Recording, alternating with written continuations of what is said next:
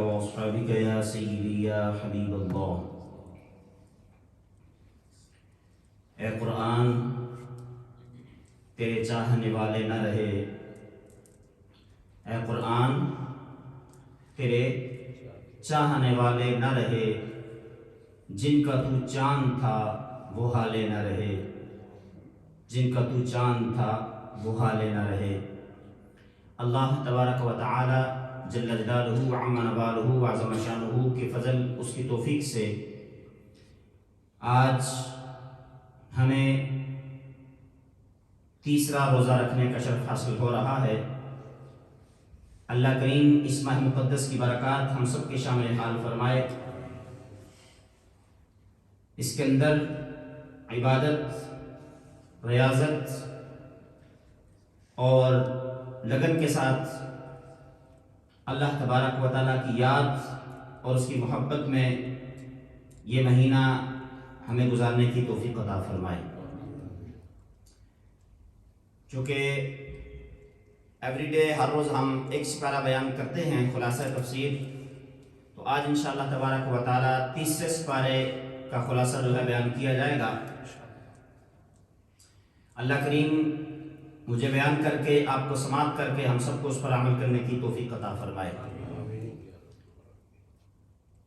دوسرے سپارے کی جو آخری آیت ہے، اس کے اندر اللہ تبارک و تعالیٰ نے انبیاء علیہ السلام کی عظمت کو بیان فرمایا،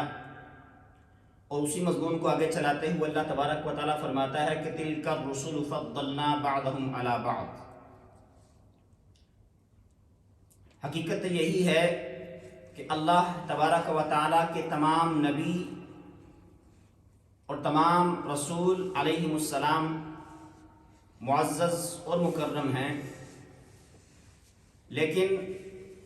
ان میں سے آپس میں اللہ تبارک و تعالیٰ نے ایک دوسرے پر فضیلت عطا فرمائی ہے۔ منصب نبوت میں سارے کے سارے برابر ہیں، لیکن بعض کو اللہ تبارک و تعالیٰ نے بعض شان عطا فرمائی، بعض کو بعض پر فضیلت عطا فرمائی۔ قاعدہ کلیہ یہ ہے کہ جب ہم انبیاء علیہ السلام کی عظمت، صحابہ اکرام علیہ رضوان کی عظمت کو بیان کریں تو اس بات کا خیال رکھیں کہ نیگیٹو پہلو یوز نہیں کرنا، پوزیٹو انداز کے ساتھ اللہ تبارک و تعالیٰ کی انبیاء علیہ السلام کی شان کو بیان کرنا ہے۔ یعنی یہ نہیں کہہ سکتے کہ فلان نبی کی شان فلان نبی سے کم ہے، معاذ اللہ، یہ کہنا درست اور جائز نہیں ہے۔ البتہ یہ کہنا کہ فلان نبی سے بڑی شان والا ہے،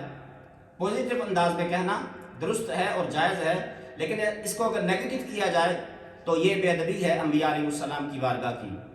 لہذا اس میں احتیاط برتنی ضروری ہے۔ آج کل تو لوگ اتنے منہ پھٹ ہیں کہ امام الانبیاء علیہ السلام کی شان اور عظمت کو بیان کرتے ہوئے ان کے دل کو مروڑ پڑتے ہیں، اور اپنے باپ کی شان بیان کرتے ہوئے ان کو تکلیف نہیں ہوتی، لیکن جب نبی علیہ السلام کی عظمت کی باری آتی ہے تو وہ کہتے ہیں وہ اتنی شان والے کیسے ہو سکتے ہیں؟ اگر تمہارا باپ شان والا ہے تو جس باپ کو عزت نبی علیہ السلام کی توجہ سے ملی ہے، اس کی شان عظمت و بیان کیوں نہیں ہو سکتی؟ اللہ تبارک و تعالیٰ فرماتا ہے فَضَّلْنَا بَعْضَهُمْ عَلَى بَعْضٍ مِّنْهُمْ مَنْ كَلَّمَ اللَّهُ وَرَفَعَ بَعْضَهُمْ دَرَجَاتٍ، کہ اللہ تبارک و تعالیٰ نے بعض انبیاء کو بعض پر فضیلت عطا فرمائی ہے، ان میں سے بعض ایسے ہیں جن سے اللہ تبارک و تعالیٰ نے کلام فرمایا، اور بعضوں کو بہت زیادہ درجے عطا فرمائے، ان کے بہت سے درجات بلند فرمائے۔ حضرت موسیٰ علیہ السلام کی شان یہ ہے کہ اللہ تبارک و تعالیٰ نے ان کے ساتھ ڈائریکٹ کلام فرمایا، اور امام انبیاء علیہ السلام کی شان یہ ہے کہ اللہ تبارک و تعالیٰ نے جتنی شانیں تمام انبیاء علیہ السلام کو عطا فرمائی، جتنے معجزے باقی انبیاء علیہ السلام کو عطا فرمائے، ان سب کو جمع کر کے اس سے بھی بڑھ کر آپ علیہ السلام کو شان و عظمت عطا فرمائی ہے۔ حسن یوسف دم عیسیٰ ید بیزاداری، کہ یوسف علیہ السلام کا حسن، دم عیسیٰ علیہ السلام کا دم، وہ آگے آئے گا اسی سپارے کے آخر میں، اور ید بیزاداری جو موسیٰ علیہ السلام کو اللہ تبارک و تعالیٰ نے روشن ہاتھ عطا فرمایا تھا، آنچ خوباں ہما دارن تو تنہا داری، کہ جتنے انبیاء علیہ السلام کو اللہ تبارک و تعالیٰ نے جو جو شان عطا فرمائی ہے، جو جو معجزہ عطا فرمایا ہے، وہ سارے بھی آپ کو عطا فرمائے، اور اس سے بڑھ کر کہیں معجزہ آپ علیہ السلام کو عطا فرمائے۔ لیکن بیان کرتے ہوئے نیگیٹو پہلو یوز نہیں کرنا، یہ نہیں کہہ سکتے کہ فلاں نبی کی شان کم ہے، فلاں نبی کی شان زیادہ ہے، جیسا کہ ہمارے کلمہ پڑھنے والے لوگ بھی یہ کہہ دیتے ہیں، اور نان مسلم بھی یہ کہہ دیتے ہیں کہ یار میرا نبی شان والا ہے، تیرا نبی شان والا نہیں ہے، نعوذ باللہ۔ یہ کہنا درست نہیں ہے۔ ایمان یہ ہے کہ سارے نبیوں کو دل اور جان سے اللہ تبارک و تعالیٰ کا نبی ماننا، اور منصب نبوت پہ سب کو سب برابر سمجھنا۔ اس کے بعد اللہ تبارک و تعالیٰ نے فرمایا کہ جب قیامت کا دن آئے گا، دنیا کے اندر تو ہم کسی مقصد کے لیے کسی سفارشی کو یوز کرتے ہیں، دوستی کو یوز کرتے ہیں، یار فلاں شخص تمہارا دوست ہے تو اس سے میں نے یہ بات کام کروانا ہے، تو تم ذرا اس کے ساتھ بات کرو اور میرا وہ کام کر دے گا۔ اللہ فرماتا ہے لا خلۃ ولا شفاعۃ، جب قیامت کا دن آئے گا نہ کوئی دوستی کام آنے والی ہے، نہ کوئی سفارش کام آنے والی ہے۔ وہاں پر اگر کام آنا ہے تو آپ کا ایمان اور آپ کے اعمال کام آنے ہیں۔ ایمان پہلے ہے، اعمال بعد میں ہیں، لیکن افسوس کی بات یہ ہے کہ بعض لوگ اعمال کو ترجیح دیتے ہیں، ایمان کو ترجیح نہیں دیتے۔ وقت کے دامن میں گنجائش نہیں ہے، سر کے ساتھ بات کرتا ہوں کہ ایمان شرط ہے اعمال کی رضا کے لیے۔ اعمال جتنے بھی اچھے ہوں، جتنے بھی اچھے ہوں، دن رات بندہ نماز پڑھتا ہو، دن رات بندہ قرآن پڑھتا ہو، 24 گھنٹے کعبے کے طواف کرتا رہے، لیکن اس کے دل میں اگر ایمان نہیں ہے تو اس کے سارے عمل بیکار اور ضائع ہیں۔ اگر ایمان ہے تو ایک نیکی بھی اللہ تبارک و تعالیٰ 10 گنا سے بڑھ کر 70 گنا سے بڑھ کر 700 گنا تک اس کا اجر عطا فرماتا ہے۔ لہذا اللہ تبارک و تعالیٰ فرمایا کہ قیامت کے دن کوئی سفارش، کوئی دوستی، کوئی یاری کام نہیں آئے گی، انسان کو اپنے اعمال ہی اور اس کا ایمان ہی اس کے کام آئے گا۔ ہاں، آگے اللہ تبارک و تعالیٰ فرماتا ہے کہ آیت الکرسی کے اندر کہ من ذا الذی یشفع عنده الا باذنہ، اللہ کی بارگاہ میں اگر کوئی شفاعت کا حقدار ہے تو وہ تب ہی ہے جب اللہ تبارک و تعالیٰ اس کو اذن عطا فرمائے گا۔ سرے سے یہ کہہ دینا کہ اللہ کی بارگاہ میں کوئی سفارشی نہیں ہے، کوئی شفاعت نہیں کرے گا، حضور علیہ الصلوۃ والسلام کی شفاعت کبریٰ کا انکار کر دینا، یہ سراسر غلط ہے اور ایمان اور اسلام کے عقیدے کے خلاف ہے۔ اللہ تبارک و تعالیٰ انبیاء علیہ السلام کو سب سے پہلے نبی کریم علیہ الصلوۃ والسلام کو شفاعت کا مقام عطا فرمایا کہ یا رسول اللہ آپ افتتاح فرمائیے شفاعت کا۔ انداز یہ ہوگا کہ آپ علیہ الصلوۃ والسلام سجدہ رضی فرمائیں گے اللہ کی بارگاہ میں، اللہ فرمائے گا کہ ارفع راسک یا محمد، لفظ ترجمہ تو یہ بنتا ہے کہ اے محمد صلی اللہ علیہ وسلم اپنا سر مبارک اٹھائیے، لیکن عاشق اس کا ترجمہ یہ کرتے ہیں کہ ارفع راسک یا محمد، اے پیارے حبیب اپنا مکھڑا تو دکھائیے، آپ ہمیں اپنا مکھڑا دکھائیے، ہم آپ کے منہ دکھائے کی جو ہے صورت میں آپ کے غلاموں کو، آپ کی امت کو جہنم سے آزاد فرما دیں گے۔ عاشق اپنے انداز سے ترجمہ کرتا ہے، تو آپ علیہ الصلوۃ والسلام کی شفاعت فرمائیں گے، پھر اس کے بعد انبیاء علیہ السلام کو شفاعت کا اذن دیا جائے گا، اس کے بعد صحابہ کرام کو، اللہ تبارک و تعالیٰ کے نیک ولیوں کو، اللہ تبارک و تعالیٰ کے نیک بندوں کو اذن عطا فرمایا جائے گا۔ یعنی اس کی بہت تفصیل ہے، پھر کبھی موقع ملا تو اس کو بیان کیا جائے گا۔ آیت الکرسی اس کو سید الآیات کہا جاتا ہے، قرآن کی جتنی آیات ہیں ان سب آیات کی یہ سردار آیت ہے، اس کی بہت بڑی عظمت ہے، بہت بڑی فضیلت ہے۔ امام صاحب نے مجھے کہا تھا کہ وہ واقعہ ابو ہریرہ رضی اللہ تعالیٰ عنہ والا خاص طور پر بیان کرنا۔ حضرت ابو ہریرہ رضی اللہ تعالیٰ عنہ فرماتے ہیں کہ آپ علیہ الصلوۃ والسلام نے میری ڈیوٹی لگا دی کہ مال غنیمت اور غلے کے اوپر جو ہے تم نے حفاظت کرنی ہے، مجھے سیکورٹی گارڈ بنا دیا اور حفاظت پر مامور فرما دیا۔ تو میں جب رات کے وقت تھوڑا سا مجھے محسوس ہوا کہ نیند آ رہی ہے، تو میں نے دیکھا کہ کوئی آنے والا آتا ہے، اس غلے سے ہینڈ فل ہاتھ بھر کے جو ہے وہ چوری کرنے لگتا ہے، تو حضرت ابو ہریرہ رضی اللہ تعالیٰ اس کو پکڑ لیتے ہیں اور فرماتے ہیں کہ تو چوری کر رہا ہے، میں تجھے رسول اللہ صلی اللہ تعالیٰ علیہ وسلم کی بارگاہ میں لے کر جاؤں گا۔ وہ کہتا ہے مجھے چھوڑ دیں، میں بڑا محتاج ہوں، میں بڑا فقیر ہوں، تو میں آج کے بعد نہیں کروں گا، بس میرا آج پکا وعدہ ہے، میں آج کے بعد نہیں کروں گا۔ آپ فرماتے کو ترس آ گیا، میں نے اس کو چھوڑ دیا۔ جب حضور کی بارگاہ میں صبح حاضر ہوا تو حضور علیہ السلام نے فرمایا ابو ہریرہ رات والے چور کے ساتھ تم نے کیا کیا؟ حالانکہ کسی نے بتایا نہیں تھا، حضور علیہ السلام خود پوچھ رہے ہیں کہ رات والے چور کے ساتھ کیا معاملہ ہوا، اس کے ساتھ تم نے کیا کیا؟ تو عرض کرتے ہیں یا رسول اللہ صلی اللہ علیہ وسلم چور آیا تھا، اس نے چوری کی، میں نے اس کو پکڑ لیا اور پھر اس نے منت متاجی کی کہ یار میں محتاج ہوں، میں فقیر ہوں، میرے بچے ہیں، میرے عیال ہیں اور میں حاجت مند ہوں، تو مجھے معاف کر دو، آج کے بعد میں نہیں آؤں گا۔ تو میں نے اس کو چھوڑ دیا، لے کر کچھ نہیں گیا وہ۔ جب دوسرا دن آیا لیکن حضور نے فرمایا کہ آج پھر آئے گا وہ، اختصار کے ساتھ بات کو آگے چلاؤں گا، آج پھر آئے گا وہ۔ پھر آیا، پھر ابو ہریرہ رضی اللہ تعالیٰ نے اس کو پکڑ لیا اور پھر فرمایا کہ آج تو میں تمہیں نہیں چھوڑوں گا، آج میں تمہیں ضرور حضور کی بارگاہ میں لے کے جاؤں گا اور تمہیں باندھ کے رکھوں گا صبح تک، اور صبح تمہیں حضور کی بارگاہ میں لے کے جاؤں گا۔ تو وہ کہنے لگا بس میں مجبور ہوں، میرے گھر میں کھانے پینے کا سامان نہیں ہے اور جو ہے بڑی پریشانی ہے، بڑے فاقہ ہے، میں بڑا محتاج ہوں، میرے اہل و عیال ہیں، میرا بال بچہ ہے، تو سارے کے سارے بھوکے ہیں اور میں ضرورت مند ہوں، مجھے چھوڑ دو، آج کے بعد میں نہیں آؤں گا۔ تو پھر حضور کی بارگاہ میں حاضر ہوئے، حضور نے پھر پوچھا کہ رات والے چور کا کیا معاملہ ہوا؟ عرض کی یا رسول اللہ آج وہ اس سے بھی زیادہ جو ہے اپنی مجبوری بتا رہا تھا، تو میں اس کو چھوڑ دیا۔ حضور نے فرمایا پھر آئے گا وہ۔ پھر تیسری رات جب آیا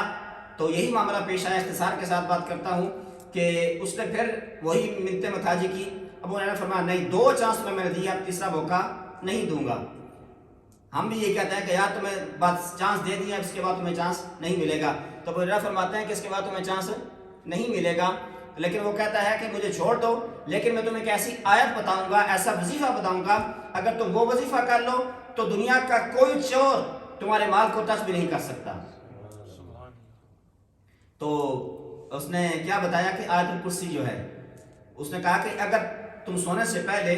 آیت الکرسی پڑھ لیا کرو اور اپنے اموال پر پھونک مار دیا کرو تو دنیا کا کوئی بھی مال اس مال کو چوری نہیں کر سکتا۔ حضور کی بارگاہ میں حاضر ہوئے تو حضور نے فرمایا کہ کیا معاملہ ہوا؟ تو عرض کی یا رسول اللہ صلی اللہ علیہ وسلم کہ اس نے یہ معاملہ کیا میرے ساتھ۔ تو حضور نے فرمایا تھا جھوٹا، بات سچی کر گیا ہے، تھا جھوٹا لیکن بات سچی کر گیا ہے، یعنی ہر سچ بولنے والا ہمیشہ سچا نہیں ہوتا اور ہر جھوٹ بولنے والا ہمیشہ جھوٹ نہیں بولتا، کبھی کبھی اس کا سچ بھی ہوتا ہے، لیکن ڈیپینڈ ہوتا ہے کہ اس لیے حضرت علی رضی اللہ تعالیٰ فرماتے ہیں کہ بات کو دیکھنا چاہیے، بات کرنے والے کو نہیں دیکھنا چاہیے، یہ دیکھنا چاہیے کہ بات کیا ہو رہی ہے۔ اگر بات درست ہے، بندہ درست نہیں ہے تو اس کی بات کو درست مانا جائے گا، اگر بندہ درست ہو اور بات درست نہ کر رہا ہو تو اس کی بات کسی کام کی نہیں ہے۔ لہذا رسول اللہ صلی اللہ تعالی علیہ وسلم نے ارشاد فرمایا کہ تھا جھوٹا، وہ شیطان تھا، وہ شیطان تھا، جھوٹا تھا، لیکن بات سچی کر گیا ہے کہ آیت الکرسی کے اندر اللہ تبارک و تعالیٰ نے یہ شان عظمت رکھی ہے کہ اگر تم اس کو اپنا وظیفہ بنا لو صبح و شام اور رات کو سونے سے پہلے اپنے اوپر اور اپنے جو ہے اموال کے اوپر اس کو پھونک مار دو، اس کا دم کر دو، تو تمہارا مال اور جان جو ہے ہر قسم کی تکلیف اور آزمائش سے محفوظ رہے گا، چوری سے محفوظ رہے گا۔ اسی طرح آیت نمبر 258 کے اندر حضرت ابراہیم علیہ السلام کے نمرود کے ساتھ اس مناظرے کا ذکر ہے کہ اس نے کہا کہ میں بھی خدا ہوں۔ نمرود ابراہیم علیہ السلام فرمانے لگے کہ اگر تو خدا ہے تو تیری دلیل کیا ہے؟ وہ کہنے لگا، میں حضرت ابراہیم علیہ السلام کو کہنے لگا کہ اپنے خدا کی دلیل دو کہ تمہارے خدا کیا کر سکتا ہے؟ تو آپ نے فرمایا کہ میرا خدا زندگی موت دیتا ہے۔ تو اس نے کیا کیا کہ 2 قیدیوں کو نکالا، ایک کو سزائے موت ہونی تھی اور ایک کو رہائی ہونی تھی، جس کو رہائی ہونی تھی اس کو سزائے موت دے دی، جس کو سزائے موت ہونی تھی اس کو رہائی دی۔ اس نے کہا یہ تو میں بھی کر سکتا ہوں۔ تو پھر حضرت ابراہیم علیہ السلام نے فرمایا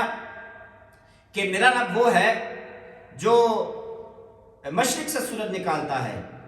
اگر تو اپنے آپ کو رب کہتا ہے، اپنے آپ کو خدا کہتا ہے تو مغرب سے سورج نکال کے دکھا۔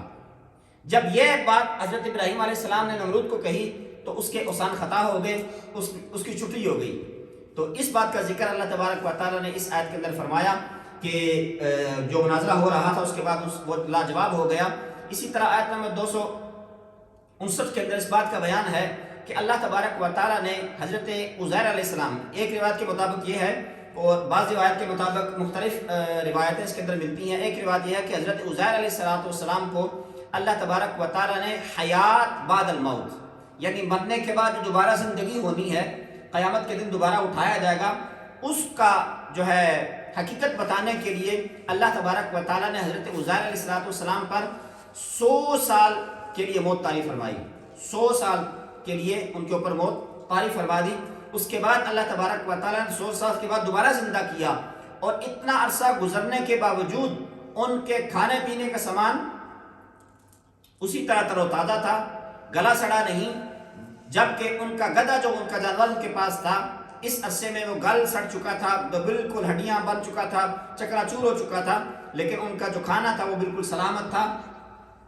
یعنی اللہ تبارک و تعالیٰ نے حیات بعد الموت، یعنی زندگی مرنے کے بعد، اس کو ثابت کرنے کے لیے، اس کا حقیقت بتانے کے لیے اللہ تبارک و تعالیٰ نے یہ جو ہے میریکل، یہ معجزہ اس کا اظہار فرمایا، اور یہ بھی بتا دیا اللہ تبارک و تعالیٰ نے کہ اللہ تبارک و تعالیٰ کے اندر یہ طاقت ہے، یہ قدرت ہے کہ وہ مار کر دوبارہ زندہ کرنے کی طاقت رکھتا ہے، اور اسی طرح اللہ تبارک و تعالیٰ قیامت کے دن مردوں کو زندہ فرمائے گا۔ آیت نمبر 259 کے اندر ابراہیم علیہ السلام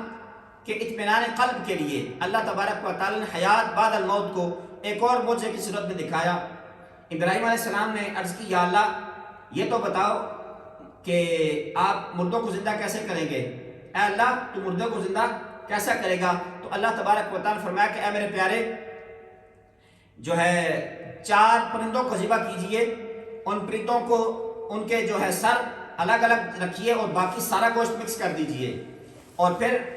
ان کے جو سر ہیں وہ مختلف پہاڑوں پر رکھیے، اور پھر آپ اپنے پاس واپس تشریف لا کر اس گوشت کے پاس آ کر ہر ایک جانور کو، ہر ایک پرندے کو آواز دیجئے، تو سارے کے سارے وہ آپ کے پاس دوڑ کر آئیں گے۔ تو حضرت ابراہیم علیہ السلام نے ایسا کیا، 4 پرندوں کو ذبح کیا، ان کے ٹکڑے کیے، ان کے ٹکڑوں کو مکس کیا، اور ان کے جو ہے ٹکڑوں کو ان کے سروں کو جو ہے اپنے پاس رکھا، اور ان کے جسم کے جو ٹکڑے تھے ان کو مختلف حصوں میں تقسیم فرما دیا، اور پھر اللہ تبارک و تعالیٰ نے فرمایا کہ اب آواز دو،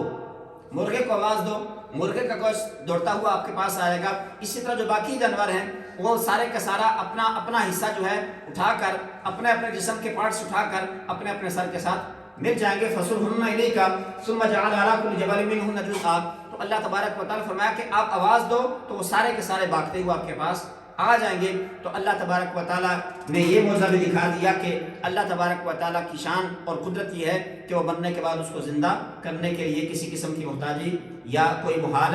نہیں ہے۔ پھر آیت نمبر 261 کے اندر ارشاد فرمایا کہ احسان جتلانا اور ریاکاری کرنا، یعنی بندہ نیکی کرے، صدقہ دے، زکوٰۃ دے، یا کوئی بھی نفلی صدقہ دے، خاص طور پر نفلی صدقہ جو ہے اس کے لیے یہ ارشاد ہے کہ بندہ صدقہ دے، اور صدقہ دینے کے بعد یا کسی کے ساتھ نیکی کرے، نیکی کرنے کے بعد اس کو جتلانا شروع کر دے، یار میں نے تمہیں یہ صدقہ دیا ہے، میں نے تمہارے ساتھ یہ نیکی کی ہے، میں نے تمہارے ساتھ یہ نیکی کی ہے، میں نے تمہارے ساتھ یہ بھی نیکی کی ہے، میں تو یہ بھی کرتا رہا تمہارے ساتھ، میں تمہارے ساتھ یہ بھی کرتا رہا، یعنی نیکی کر کے اس کو جتلا دیا۔ تو اللہ تبارک و تعالیٰ فرماتا ہے کہ اس کی مثال کیسے ہے؟ اللہ نے فرمایا کہ احسان جتلانے اور ریاکاری، جب بندہ اللہ کی رضا کو چھوڑ کر محض ریاکاری کے لیے، شو آف کے لیے اللہ کی راہ میں خرچ کرتا ہے، وہ اللہ کی راہ میں نہیں ہوتا، پھر وہ بندے کی راہ میں ہی ہوتا ہے، اور بندے کے نفس کی راہ میں خرچ ہوتا ہے، اس کا اجر اور ثواب پھر نہیں ملتا۔ اگر بندے کی نیت یہ ہو کہ میں نے اللہ کے لیے دینا ہے تو پھر اس کے اندر اخلاص ضروری ہے۔ اگر بندے نے کسی کی ہیلپ کرنی ہے تو اس کے اندر اخلاص، اللہ تبارک و تعالیٰ کی رضا کا حاصل ہونا ضروری ہے، اور نیت خالص ہونی چاہیے۔ پھر اگر دکھاوا آ بھی جائے، ابتدا کے اندر اخلاص ہو اور بعد میں اگر دکھاوا آ بھی جاتا ہے تو اس کی علماء فرماتے ہیں کہ معافی ہے، لیکن پہلے ہی بندے کو یہ نیت رکھی ہو کہ یار میں اس کو یہ دوں گا، اس کے بعد یہ اس سے کام لوں گا، میں جتلاؤں گا اس بات کو، تو یہ اللہ تبارک و تعالیٰ نے اس کو منع فرمایا۔ اللہ نے فرمایا کہ نیکی تمہاری ضائع ہو جائے گی۔ اسی طرح اللہ تبارک و تعالیٰ نے اللہ کی راہ میں عمدہ مال خرچ کرنے کا حکم ارشاد فرمایا، جیسے کہ میں نے یسٹرڈے کو بھی عرض کیا تھا کہ جب ہم دنیاوی معاملات کے لیے اعلیٰ اسٹینڈرڈ استعمال کرتے ہیں تو پھر دینی معاملات کے اندر بھی ہمیں اعلیٰ اسٹینڈرڈ کا خیال رکھنا چاہیے۔ اور پھر اللہ نے فرمایا کہ شیطان یہ تمہیں فقر کی اور غریبی کی امید دلاتا ہے کہ تم اللہ کی راہ میں خرچ کرو گے تو غریب ہو جاؤ گے، تمہارے پاس مال کم ہو جائے گا، یہ شیطان کا کام ہے۔ لیکن اللہ فرماتا ہے کہ اگر میں تمہیں یہ وعدہ دیتا ہوں تم میری راہ میں خرچ کرو، میں رب ہو کر تمہیں یہ اعلان کرتا ہوں کہ میں تمہارے اموال کو برکت فرما دوں گا، اس کو ڈبل فرما دوں گا۔ اب یہاں پہ ایک چھوٹی سی قابل غور بات ہے کہ ظاہری طور پر دیکھا جائے تو جو ہے صدقہ دینے سے، ڈونیشن کرنے سے ظاہری طور پر مال کم ہوتا ہے، اور جو ہے بندہ بخیلی کرے تو مال بڑھتا ہے۔ لیکن دوسری طرف دیکھا جائے کہ جو ضرورت مند ہیں اگر ان کی ضرورت پوری ہو رہی ہے، اور ایک ہے صدقہ، ایک ہے سود کو بھی آپ اس حساب سے سمجھ لیں کہ بندہ سود جو لیتا ہے اس کا مال بڑھتا ہے، اور اللہ نے فرمایا کہ سود سے تو جو ہے مال گھٹتا ہے لیکن ظاہری طور پر اس کا مال بڑھ رہا ہوتا ہے، اور صدقے سے اللہ تبارک و تعالیٰ فرماتا ہے مال بڑھتا ہے لیکن ظاہری طور پر مال گھٹ رہا ہوتا ہے۔ لیکن اللہ تبارک و تعالیٰ نے فرمایا کہ سود کے اندر یہ خرابی ہے کہ ایک بندے کا مال بڑھتا ہے، ایک بندے کا مال بڑھتا ہے جس سے وہ سود لیتا ہے اس کا مال کم ہوتا ہے۔ لیکن دوسری طرف اللہ تبارک و تعالیٰ نے صدقے کو اس انداز سے بیان کیا کہ صدقہ کرنے سے تمہارا مال ظاہری طور پر کم ہوگا لیکن دوسروں کا بھلا ہوگا، اور اس کا اجر تمہیں ضرور ملے گا دنیا کے اندر بھی اور آخرت کے اندر بھی۔ بس اللہ تبارک و تعالیٰ ہمیں اخلاص کے ساتھ اس کی راہ میں خرچ کرنے کی توفیق عطا فرمائے۔ اور اس بات کو بھی فرمایا گیا کہ صدقہ جو کرنا ہے آپ نے پردے کے ساتھ کرنا ہے، خفیہ انداز سے کرنا ہے۔ اگر آپ اوپنلی کرتے ہیں اس پہ نیت کا منحصر ہونا ضروری ہے کہ نیت کیسی ہے، کہ نیت اگر اچھی ہے تو پھر اوپنلی بھی کر سکتے ہیں، لیکن جو فضیلت ہے وہ یہ ہے کہ آپ خفیہ طور پر اللہ کی راہ میں خرچ کریں، کسی کو پتہ بھی نہ چلے، اللہ جانتا ہے کہ تم اللہ کی راہ میں دے رہے ہو۔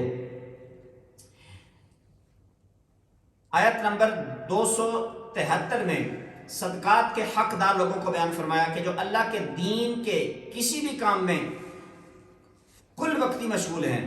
یعنی ان کی کوئی اور جاب نہیں ہے، ان کی کوئی اور مصروفیت نہیں ہے جس کی وجہ سے وہ اپنے گھر کا اخراجات چلا سکیں، اپنی ذاتی ضروریات پوری کر سکیں، وہ دین کے کاموں میں لگے ہوئے ہیں، دینی خدمات سر انجام دے رہے ہیں، تو اللہ تبارک و تعالیٰ نے فرمایا کہ یہ لوگ صدقات کے حقدار ہیں، انہیں طلب معاش کی فرصت نہیں ہے، اور وہ اتنے خوددار ہوں کہ وہ لوگوں سے مانگتے نہیں ہیں، وہ اتنے خوددار ہوں کہ وہ لوگوں سے مانگے نہیں۔ اکثر یہی ہوتا ہے کہ ہم کہتے ہیں سفید پوش یعنی اپنے آپ کو وہ اپنے حساب سے کوشش کرتا ہے کہ میری غریبی جو ہے وہ کسی کو پر ظاہر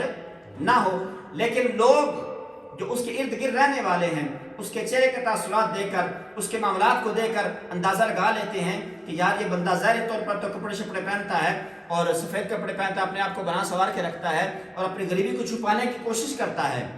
لیکن یہ بندہ تو ضرورت مند ہے، اس کو دینا چاہیے۔ تو اللہ تبارک و تعالیٰ نے فرمایا کہ یہ اپنے اندازہ لگانا ہے کہ اس کے ظاہری صورتحال کو دیکھ کر آپ نے نہیں اندازہ لگانا کہ یار یہ تو بندہ بڑا سوکھا ہے، اس کے معاملات کو دیکھنا ہے کہ وہ بیچارہ روٹی کیسے کھا رہا ہے، وہ اس کا لین دین لوگوں کے ساتھ کیسا ہے، اس کے گھر کے اخراجات کیسے چل رہے ہیں، اس کے بل وغیرہ پورے ہو رہے ہیں یا نہیں پورے ہو رہے ہیں، مثال کے طور پر بات کر رہا ہوں۔ تو لہٰذا ان چیزوں کا خاص طور پر خیال رکھنا چاہیے کہ جو کلی طور پر دین کے کاموں کے اندر مشغول ہیں اور ان کو وہ جاب نہیں کر سکتے، ان کے پاس کوئی اور سلسلہ روزگار نہیں ہے، تو ان کو اللہ کی راہ میں سمجھا جائے اور اللہ کی رضا کے لیے ان کی خدمت کرنی چاہیے۔ آیت نمبر 274 میں فرمایا کہ سود خور کی مثال ایسی ہے جیسے کسی شخص کو شیطان نے چھو کر مخبوط الحواس کر دیا ہو۔ یہی ہوتا ہے کہ جو بندہ سود کا عادی بن جاتا ہے اس کو پھر اچھائی اور برائی کی تمیز نہیں رہتی، اس کو چھوٹے اور بڑے کا احترام نہیں رہتا، اس کے گھر کے معاملات ڈسٹرب ہو جاتے ہیں، اس کی زندگی کے معاملات ڈسٹرب ہو جاتے ہیں، پھر وہ اپنے حواس سے جو ہے وہ دور ہو جاتا ہے، اس کو کسی قسم کی سمجھ نہیں آ رہی تھی کہ میں اچھا کر رہا ہوں یا برا کر رہا ہوں۔ پھر فرمایا کہ سود کی حرمت آنے کے حکم کے بعد سود کا لین دین چھوڑ دو۔ جب تک حکم نہیں آیا تھا تب تو الگ مسئلہ تھا، جب اللہ تبارک و تعالیٰ نے سود کو حرام فرما دیا تو اس کے بعد سود کا لین دین ختم کر دینا چاہیے۔ ماضی کی خطا معاف ہے، اگر البتہ کسی شخص کے دوسرے کے ذمے سابق مالی واجبات ہوں تو اصل زر لے لے اور سود چھوڑ دے۔ یعنی ایک بندہ سود کا کاروبار کر رہا ہے، سود کا لین دین اس کو اللہ تبارک و تعالیٰ نے توفیق عطا فرمائی کہ اس نے توبہ کرنی ہے، تو اب توبہ کا طریقہ یہ نہیں ہے کہ جو اس نے لوگوں کو دیا ہوا ہے اس سے وہ سود کے ساتھ اپنا پیسہ واپس لے گا، یہ جو بھی اس نے چیز دی ہے یہ نہیں، بلکہ اپنا جو اصل رقم ہے وہ لے سکتا ہے اور سود کو وہ چھوڑ دے، اللہ تبارک و تعالیٰ اس کی خطا کو معاف فرمائے گا، اس کے توبہ کو قبول بھی فرما لے گا۔ پھر اللہ تبارک و تعالیٰ فرمایا کہ سود کی حرمت آنے کے بعد بھی اگر کوئی بندہ سود سے باز نہ آئے تو اللہ تبارک و تعالیٰ فرمایا میں اس کے ساتھ اعلان جنگ فرماتا ہوں۔ اب کرو جنگ اللہ تبارک و تعالیٰ کے ساتھ اگر ہمت ہے تو۔ پھر اللہ تبارک و تعالیٰ فرمایا کہ جو تنگ دست اور مقروض ہے اس کو مہلت بھی دو، ہو سکے تو اس کا قرضہ معاف بھی فرما دو، اللہ تبارک و تعالیٰ اس کا بھی تمہیں دنیا اور آخرت کے اندر اجر عطا فرمائے گا۔ آیت نمبر 282 کے اندر مالی لین دین۔ اب یہ بڑی پیاری آیت ہے، قرآن کی سب سے لمبی آیت یہ ہے، اور اس آیت کو دیکھیں معاشرتی معاملات کی بہتری کے لیے اللہ تبارک و تعالیٰ نے بیان فرمایا کہ اللہ تبارک و تعالیٰ نے قرآن کی جو سب سے بڑی آیت ہے اس کے اندر اپنی شان عظمت کو بیان نہیں فرمایا، اس کے اندر رسول اللہ صلی اللہ تعالی علیہ وسلم یا کسی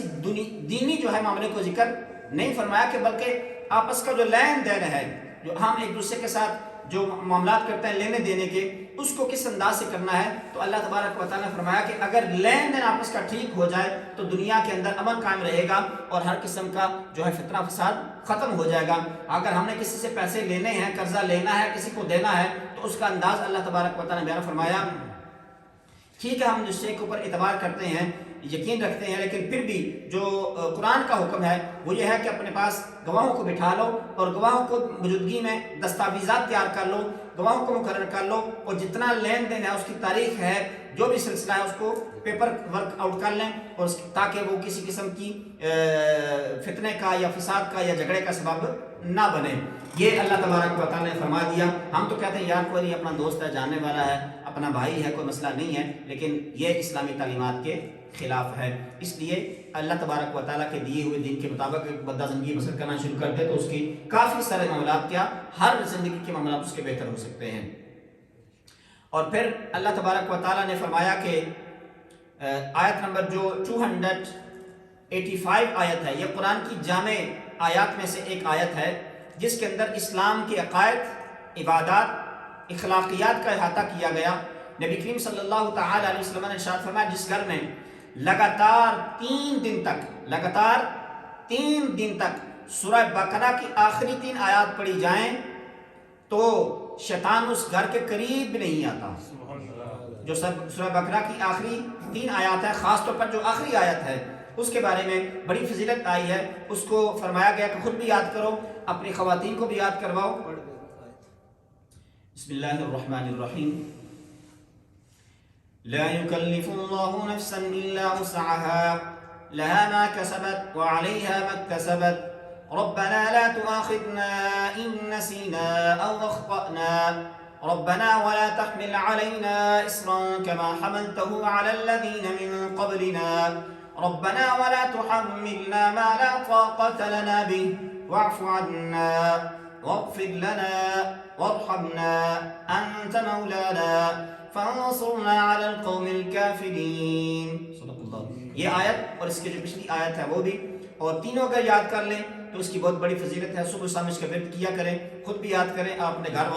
والیوں کو بھی یاد کروائیں، اس کی بہت بڑی عظمت اور فضیلت ہے۔ انسان کا ایمان بھی مضبوط رہتا ہے اور انسان گھر کے اندر برکت بھی ملتی رہتی ہے۔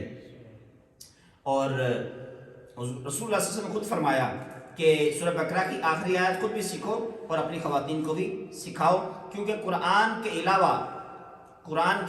علاوہ یہ بہترین حمد و ثنا اور بہترین دعا بھی ہے۔ اس کے بعد سورہ آل عمران کا آغاز ہوتا ہے تو اس کے اندر بھی اللہ تبارک و تعالیٰ نے شروع کے اندر اپنی عظمت و شان کو بیان فرمایا۔ پھر اللہ تبارک و تعالیٰ نے فرمایا کہ هو الذی یصورکم فی الارحام کیف یشاء، یہ تو بتاؤ تمہارے ماں کے پیٹ کے اندر تمہیں صورت کون عطا فرماتا ہے۔ یعنی اللہ تبارک و تعالیٰ اس عظمت کو بیان فرما رہا ہے کہ دیکھو میری عظمت و شان کیا ہے، اس کے باوجود میری وحدانیت کا، میری قدرت کا تم انکار کرتے ہو تو پھر یہ ہٹ درمی ہو سکتی ہے۔ اللہ تبارک و تعالیٰ نے مختلف انداز سے مختلف مقامات پر اپنی عظمت و شان اور وحدانیت اور قدرت کو بیان فرمایا۔ پھر اللہ تبارک و تعالیٰ فرماتا ہے کہ آیات قرآن کی 2 قسمیں ہیں، ایک ہے محکم، وہ آیات جن کی دلالت اپنے معنی پر قطعی ہے، ان میں تمام شرعی احکام بیان کیے گئے. یعنی جن آیات کے اندر مثال کے طور پر اللہ نے فرمایا کہ زکوٰۃ ادا کرو، حج کرو، روزے رکھو، اپنے پڑوسی کا خیال کرو، یعنی جن کے اندر شریعت کے احکام ہیں وہ محکم آیات ہیں، یعنی جن کے اندر اللہ تبارک و تعالیٰ نے اہل ایمان کو حکم عطا فرمائے ہیں، یہ کرو یہ کرو یہ کرو، یہ نہ کرو یہ نہ کرو، نہ کرنا بھی ایک حکم ہوتا ہے. تو یہ ہوتی ہیں آیات محکم. دوسری ہوتی ہیں آیات متشابہ. ان آیات پر ہر مومن کا ایمان لانا فرض قطعی ہے، یعنی قرآن سارے پر ایمان رکھنا ہے، لیکن جن آیات کو اللہ تبارک و تعالیٰ نے محکم فرمایا، جن کے اندر اللہ تبارک و تعالیٰ نے احکامات ارشاد فرمائے، ان پر تو عمل ضروری ہے اور باقیوں پر ایمان لانا ضروری ہے اور فرض قطعی ہے. اور پھر خاص طور پر جن کے معنی متشابہ ہیں، جن کا معنی ظاہری طور پر کلیئر نہیں ہے. مثال کے طور پر آپ کہہ سکتے ہیں کہ جیسے قرآن کے اندر اللہ تبارک و تعالیٰ فرمائے ید اللہ، اللہ کا ہاتھ، اللہ کا ہاتھ، اور پھر اس طرح کے جتنے بھی الفاظ ہیں متشابہ جو ہیں، جن کے اندر تشبیہ بیان کی گئی ہے کسی چیز کے ساتھ، ان چیزوں کے اندر اللہ تبارک و تعالیٰ نے فرمایا کہ ان آیات کے ظاہری معنی کو نہیں دیکھنا، آپ نے ان کے اوپر ایمان لانا ہے کہ یہ اللہ تبارک و تعالیٰ کا کلام ہے اور یہ حق ہے. اس کی جو گہرائی ہے، اس کی جو ڈیٹیل ہے، وہ آپ اس کے ظاہری طور پر اس کا اندازہ نہیں لینا، بلکہ اس کی مراد اللہ پر چھوڑ دیں اور اس کی بحث میں اور تمحیص کے اندر نہیں پڑھنا. ہاں اگر تمہارے پاس علم ہے تو پھر اس کے معنی کے اندر آپ جا سکتے ہیں. علماء جو ہیں وہ تفسیر کرنے والے جو مفسرین ہیں وہ ان چیزوں کو بیان کر سکتے ہیں، لیکن عام بندے کی بس کی بات یہ نہیں ہے. اس بندے کا یہی ہے کہ وہ اس کے اوپر اپنا پختہ یقین اور ایمان رکھے. آیت نمبر 14 اس کے اندر بتایا کہ انسان کی آزمائش کے لیے، اب یہ جو آیت بڑی پیاری ہے کہ انسان کی آزمائش کے لیے دنیا کی نعمتوں کو پرکشش بنایا گیا.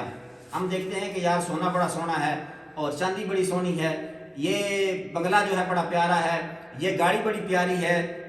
یعنی دنیا کی جتنی بھی نعمتیں ہیں، کھانا ہے، پینا ہے، رہنا ہے، سہنا ہے، جو بھی ہے اختصار کے ساتھ اللہ تبارک و تعالیٰ نے ہر چیز کا ذکر فرمایا. سونا، چاندی، خواتین، مال، اسباب، مال، مکان، گاڑی، بنگلہ، ہر چیز کا ذکر اللہ تبارک و تعالیٰ نے فرمایا کہ یہ ساری کی سارے تمہیں اچھی نظر آتی ہیں، ساری کی ساری تمہیں اچھی لگتی ہیں، اچھی نظر آتی ہیں، لیکن یہ سارے کا سارا آزمائش ہے اور عمدہ ٹھکانہ صرف اور صرف اللہ تبارک و تعالیٰ کے پاس ہے. اور جو اللہ تبارک و تعالیٰ نے تمہارے لیے نعمتیں جنت کے اندر رکھی ہیں وہ اس سے کئی گنا بڑھ کر پیاری ہیں. اب یہ دنیا کی نعمتیں تمہارے لیے آزمائش کے طور پر ہیں، اگر تم ان سے اپنے آپ کو پاس کر لو گے، کامیاب ہو جاؤ گے، تو اس سے کئی بڑھ کر پیاری نعمتیں اللہ تبارک و تعالیٰ نے تمہارے لیے جنت کے اندر رکھی ہوئی ہیں اور وہ اللہ تبارک و تعالیٰ عطا فرمائے گا. اگلی آیت کے اندر اللہ تبارک و تعالیٰ خالص اہل ایمان کی صفات کو بیان فرماتا ہے کہ خالص ایمان والے کون ہیں؟ صبر کرنے والے،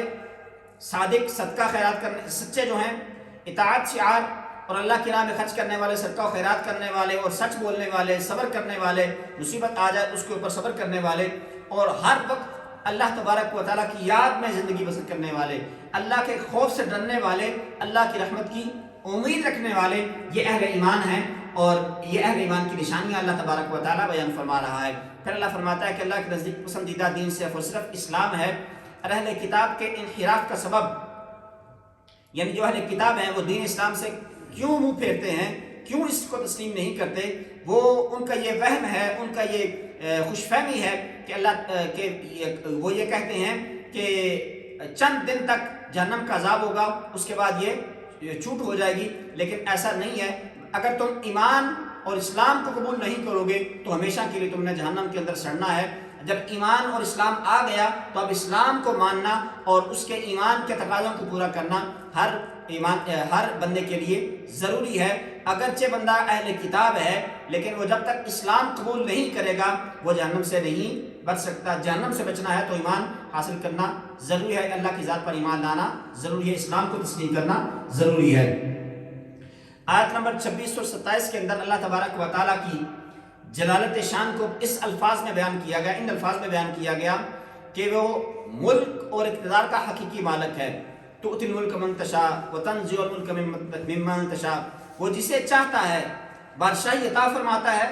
جسے چاہتا ہے اس سے بادشاہی لے لیتا ہے، جسے چاہتا ہے عزت عطا فرماتا ہے، جسے چاہتا ہے اس سے عزت لے لیتا ہے. یہ اللہ تبارک و تعالیٰ ہر چیز کا مالک ہے اور اقتدار کا بھی مالک وہی ہے. اور اللہ تبارک و تعالیٰ رزق بھی میں دینے والا ہوں اور خیر کا بھی مالک میں ہی ہوں. خیر جو ہے وہ ساری کی ساری میرے دست قدرت میں ہے اور رزق اختیار بھی اللہ فرماتا ہے کہ میرے دست قدرت میں ہے. زندگی اور موت کا مالک بھی میں ہی ہوں. یعنی اللہ تبارک و تعالیٰ انسان کو یاد دلاتا ہے بار بار، کیا انسان مت بھول،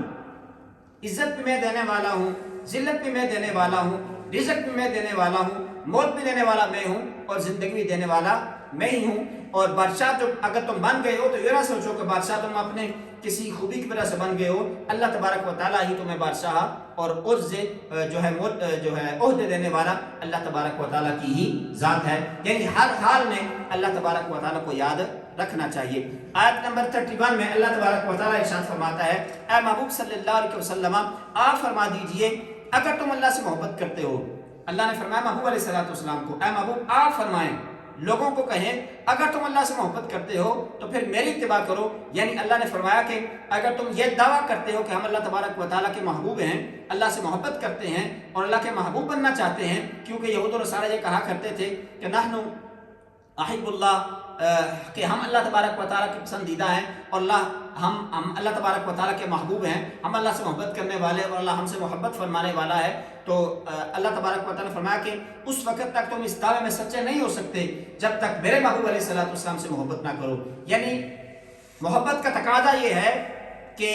اپنے محبوب کی محبوب شے کو بھی محبت سے پیش آنا، اس کے ساتھ محبت کرنا. یہ نہیں کہ یار میں تم سے محبت کرتا ہوں لیکن وہ جو تمہاری پسندیدہ چیز ہے میں اس کے ساتھ نفرت کرتا ہوں، ایسا نہیں ہو سکتا. محبوب کے ساتھ بھی جب محبت ہوگی تو پھر محبت کے اندر بندہ سچا ہوگا. یعنی اللہ کی محبت میں بندہ تب ہی سچا ثابت ہو سکتا ہے جب اللہ تبارک و تعالیٰ کے محبوب کریم صلی اللہ تعالیٰ علیہ وسلم کو بھی محبوب بندہ مان لے. اور پھر اللہ تبارک و تعالیٰ فرمایا کہ اگر تم یہ کام کرو، میرے محبوب کو محبوب مان لو، ان کی اتباع کرنا شروع کر دو، تو پھر میں خود یہ اعلان کرتا ہوں یحببکم اللہ، میں تمہیں اپنا محبوب بندہ بنا لوں گا اور پچھلے تمہارے گناہوں کو بھی معاف فرما دوں گا. آگے آیت نمبر 35 کے اندر حضرت مریم علیہ السلام کی پیدائش کا واقعہ آتا ہے اور اس کے بعد ان کے ساتھ جو معجزات پیش آئے ان کا واقعہ پیش آتا ہے. اللہ تبارک و تعالیٰ نے فرمایا کہ جب عمران کی بیوی نے عرض کی اللہ کی بارگاہ میں کہ اے اللہ، جو کچھ میرے پیٹ میں ہے، جو کچھ میرے پیٹ میں ہے، اس کو میں نے بیت المقدس کی خدمت کے لیے وقف کرنے کی نظر مان لی ہے کہ میں جو کچھ میرے پیٹ میں ہے، جو پیدا ہوگا، میں اس کو تیری راہ میں وقف کر دوں گی، بیت المقدس کی خدمت کے لیے اس کو وقف فرما دوں گی. تو پھر کیا ہوا؟ تو اللہ نے کی بارگاہ میں عرض کی کہ یا اللہ میری اس نظر کو قبول فرما، تو ہی بے شک سننے والا اور خوب جاننے والا ہے. پھر جب حضرت مریم علیہ السلام کی ولادت ہوئی، چاہیے تو یہ تھا کہ بیٹا پیدا ہوتا اور وہ مسجد اقصیٰ کی خدمت کے لیے وقف ہوتا، لیکن جب حضرت مریم علیہ السلام پیدا ہوئی تو پھر قرآن اندازی کی گئی کہ اب ان کی کفالت کون کرے گا، کفالت ان کی کون کرے گا. جب قرآن اندازی کی گئی، قرآن اندازی کے ذریعے حضرت زکریا علیہ السلام کی کفالت میں حضرت مریم علیہ السلام کو لایا گیا. تو پھر حضرت زکریا علیہ السلام نے حضرت مریم علیہ السلام کی پرورش کی اور ان کی دیکھ بھال کرتے رہے. ایک وقت گزرتے گزرتے ایک ایسا وقت آیا کہ جب حضرت زکریا علیہ السلام حجرے کے اندر داخل ہوتے ہیں، بند کمرہ ہے، باہر سے بند ہے، اور جب دروازہ کھولتے ہیں دیکھتے ہیں کہ حضرت مریم علیہ السلام کے پاس بے موسم پھل پڑے ہوئے ہیں. دروازہ بند تھا، کوئی آنے والا نہیں، کوئی لانے والا نہیں، کوئی اندر جا نہیں سکتا، کیونکہ حضرت زکریا علیہ السلام کے علاوہ تو کوئی وہاں پہ جانے والا نہیں تھا. دروازہ بند تھا. جیسے دروازہ کھولتے ہیں دیکھتے ہیں کہ بے موسم پھل وہاں پر پڑے ہوئے ہیں. تو عرض فرماتے ہیں اے مریم، یہ پھل کہاں سے آئے؟ تو حضرت مریم علیہ السلام بھی اللہ کی بندیاں تھی. وہ کہتی ہیں کہ یہ ھذا من عند اللہ، یہ اللہ تبارک و تعالیٰ کی طرف سے ہیں. تو پھر حضرت زکریا علیہ السلام کے دل میں خیال آیا، اولاد کی خواہش پیدا ہوئی، اگر رب بند کمرے کے اندر بے موسم پھل عطا فرما سکتا ہے تو میرا رب مجھے اس عمر میں اولاد بھی عطا فرما سکتا ہے. یقین آیا اور امید جاگی. تو پھر عرض کی یا اللہ مجھے نیک اولاد عطا فرما. اللہ تبارک و تعالیٰ نے ان کی دعا کو قبول فرمایا اور پھر وہ ذکر کے اندر مشغول تھے تو نماز پڑھ رہے تھے تو اللہ تبارک و تعالیٰ کے فرشتہ تشریف لاتا ہے اور وہ آ کر حضرت زکریا علیہ السلام کو جو ہے اولاد کی بشارت عطا فرماتا ہے، اور پھر اللہ تبارک و تعالیٰ نے ان کو بشارت عطا فرمائی اور یہ بھی بتایا کہ وہ جو اولاد ہے وہ کیسی ہوگی۔ تو آپ بے شک اللہ تبارک و تعالیٰ نے حضرت یحییٰ علیہ السلام کی بشارت عطا فرمائی کہ آپ کو حضرت یحییٰ عطا فرمائیں گے، اور پھر جو کلمۃ اللہ یعنی حضرت عیسیٰ علیہ السلام کی تصدیق کرنے والے ہوں گے، سردار ہوں گے، عورتوں سے رغبت نہ رکھنے والے ہوں گے، اور نبی بھی ہوں گے۔ یعنی اللہ تبارک و تعالیٰ نے بیٹے کی بشارت بھی فرمائی، اور بیٹے کی جو شان ہے اور ان کی جو صفات ہیں وہ بھی اللہ تبارک و تعالیٰ نے فرشتے کے ذریعے آپ تک پہنچا دی اور ان کو بھی بیان فرما دیا۔ اور پھر اللہ تبارک و تعالیٰ نے فرشتے کے ذریعے حضرت مریم کو بیٹے کی بشارت دیتے ہوئے ارشاد فرمایا کہ ان کا نام مسیح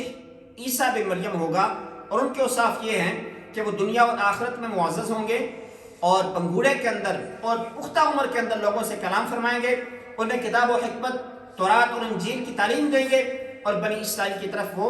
رسول ہوں گے۔ یعنی مریم علیہ السلام جو ہیں ان کو فرشتہ آتا ان کی بارگاہ میں آ کر کرتا ہے کہ مجھے اللہ نے بھیجا ہے اور میں آپ کو جو ہے ایک بیٹے کی خوشخبری دینے کے لیے آیا ہوں۔ حالانکہ مریم علیہ السلام کی شادی نہیں ہوئی، اور بچہ کہاں سے آ گیا اس کا تفصیل کے ساتھ جو ذکر ہے وہ سورہ مریم کے اندر ہے، وہ جب آئے گا تو انشاءاللہ تبارک و تعالیٰ وہ بھی بیان کیا جائے گا کہ کس انداز سے وہ فرشتہ آتا ہے اور کس انداز سے حضرت مریم علیہ السلام کو حمل ہوتا ہے۔ پھر اللہ تبارک و تعالیٰ ان کو 3 لمحوں کے اندر، ایک لمحے میں حمل، دوسرے لمحے میں درد جو ہے پیدائش کا، تیسرے لمحے میں اللہ تبارک و تعالیٰ نے ان کو چاند جیسا بیٹا حضرت عیسیٰ علیہ السلام عطا فرمایا۔ یہ اللہ تبارک و تعالیٰ کی عظمت و شان ہے کہ جسے چاہے جیسے چاہے وہ عطا فرما سکتا ہے۔ پھر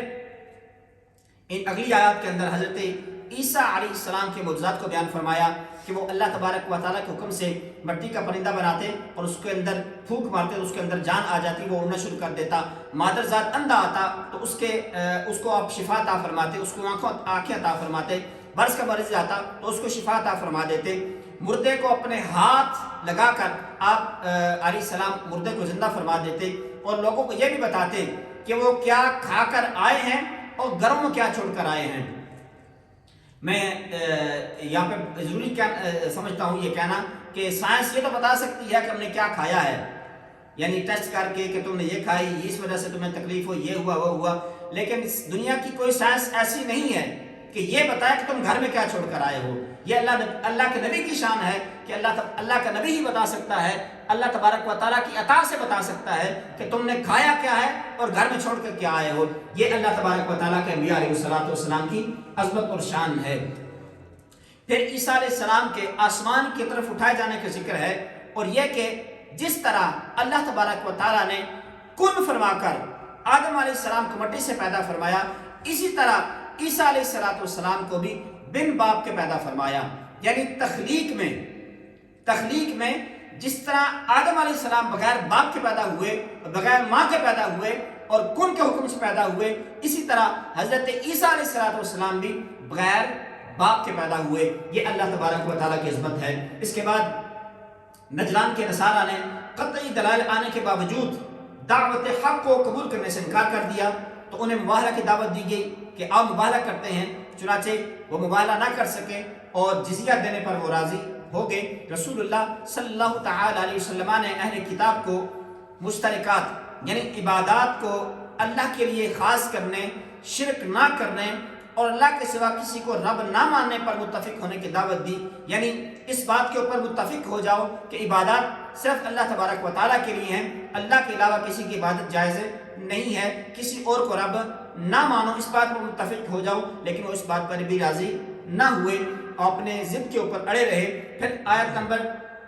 77 میں اللہ تبارک و تعالیٰ فرماتا ہے جو لوگ اللہ کے عہد یعنی اللہ کے وعدوں کو اپنی قسموں کے عوض تھوڑی قیمت کے اندر جو ہے بیچ دیتے ہیں، یعنی اللہ کا جو وعدہ ہے، اللہ کا جو کلام ہے، اس کو دنیاوی مال کی غرض سے اس کو بیچ دیتے ہیں، اس کے بدلے لوگوں سے قیمت لیتے ہیں، تو اللہ تبارک و تعالیٰ نے فرمایا ان کے لیے آخرت میں کوئی حصہ نہیں ہے، کیونکہ دنیا کے اندر ہی انہوں نے اس کی رضا لے لی ہے، لہذا آخرت کے اندر ان کو کچھ حصہ نہیں ملے گا۔ آیت نمبر 84 کے اندر عالم ارواح کے اندر ایک جلسہ منعقد ہوا، اس کا ذکر فرمایا جا رہا ہے۔ میثاق کا ذکر ہے کہ اللہ تبارک و تعالیٰ نے تمام انبیاء علیہ السلام کی روح کو جمع فرمایا اور فرمایا کہ جب تمہیں میں کتاب و حکمت عطا فرما دوں، اس کے بعد تمہارے پاس نبی آخر زمان علیہ السلام تشریف لے آئیں، تو جب وہ آ جائیں تو آپ نے ان کے ساتھ کیا معاملہ کرنا ہے؟ اللہ نے فرمایا کہ ان کی نصرت کا پکا وعدہ میرے ساتھ کر لو، اور اس کے اوپر اللہ تبارک و تعالی نے فرمایا کہ میں بھی گواہ ہوں اور تم بھی سارے کے سارے اس کے اوپر گواہ بن جاؤ۔ یعنی رسول اللہ صلی اللہ تعالی علیہ وسلم کی عظمت اور شان کو بیان فرماتے ہوئے اور آپ کی نصرت اور آپ کی جو ہے مدد کے لیے اللہ تبارک و تعالی نے تمام انبیاء علیہ السلام سے عہد لیا، وعدہ لیا کہ اس کے اوپر آپ اپنا وعدہ پکا کر لیں کہ جب آپ دنیا میں جائیں گے، اگر میرے نبی علیہ السلام تمہارے زمانے میں تشریف لے آیا تو تم نے ان کی مدد فرمانی ہے۔ یہی وجہ ہے کہ انبیاء علیہ السلام ہر اپنے زمانے میں ہر نبی نے حضور علیہ السلام کی عظمت بیان فرمائی ہے، حضور علیہ السلام کی بشارت سنائی ہے، حضور علیہ السلام کی شان بیان فرمائی ہے، آپ کی جو ہے عظمت و شان کو بیان فرمایا۔ یہ اسی سلسلے کی کڑی تھی کہ آپ علیہ السلام جب تشریف لائیں تو پھر اس کا اظہار بھی ہو جائے۔ اس کا جو ہے ظاہری طور پر جو مظاہرہ ہوا وہ شب معراج کو ہوا، جب آپ علیہ السلام جو ہے تشریف لے کر گئے مسجد اقصیٰ کے اندر، تو سارے کے سارے نبی علیہ السلام جو ہیں وہ پیچھے کھڑے تھے اور حضور علیہ السلام کو مصلی امامت پہ کھڑا فرمایا اور اس عزت سے نوازا، کیونکہ اللہ کے ساتھ وعدہ تھا کہ جب آپ کے نبی آخر الزمان تشریف لائیں گے تو ہم ان کی نصرت کریں گے، ان کی مدد فرمائیں گے۔ پھر اس پارے کے آخر کے اندر اللہ تبارک و تعالی نے یہ بیان فرمایا کہ دین اسلام ایک تسلسل کا نام ہے جو حضرت آدم علیہ السلام سے لے کر نبی آخر الزمان صلی اللہ علیہ وسلم تک چلتا ہے، اور ہر نبی نے دین اسلام ہی کی دعوت دی ہے، یعنی اسلام ہی دین رہا ہے ہمیشہ سے، اور اسی